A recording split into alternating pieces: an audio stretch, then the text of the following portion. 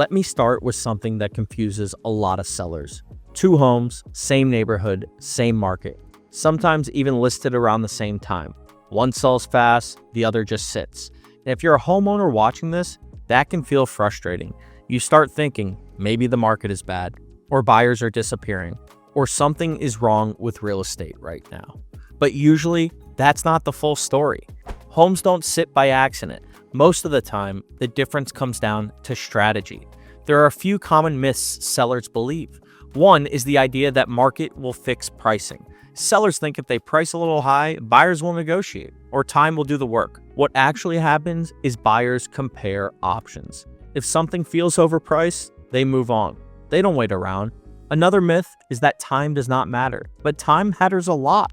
The first few weeks on the market are when buyers' attention is the highest. That is when your listing feels new. That is when curiosity is strongest. If a home misses that window, momentum slows. Another big factor is presentation. Buyers decide how they feel about a home very quickly. Photos, layout, condition, price, all of that sends a message immediately. Homes that sell fast usually feel easy to understand, easy to picture living in, easy to say yes to. Homes that sit often create questions. Is it overpriced? What's wrong with it? Why has it been here so long? Once those questions show up, hesitation follows. Pricing plays a huge role here. Strategic pricing is not about listing low or high. It's about positioning the home correctly against the competition. Buyers are not comparing your home to what you paid for it. They're comparing it to the other options they have right now. If your home does not stand out in that comparison, it gets skipped.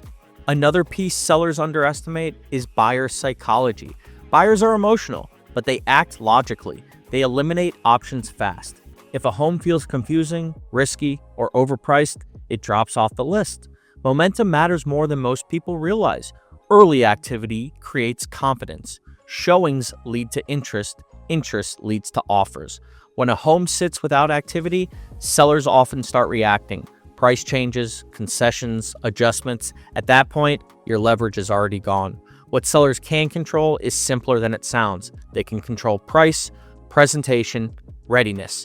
They cannot control the market. They cannot control buyer behavior. But when the controllables are handled well, results follow. The homes that sell fast usually have alignment.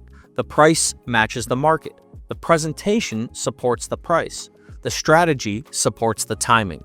Nothing feels forced. Homes that sit usually feel misaligned somewhere in that equation.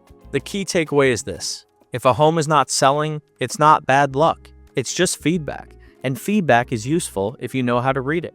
When sellers understand why homes sell fast or sit, they make smarter decisions. They stop guessing.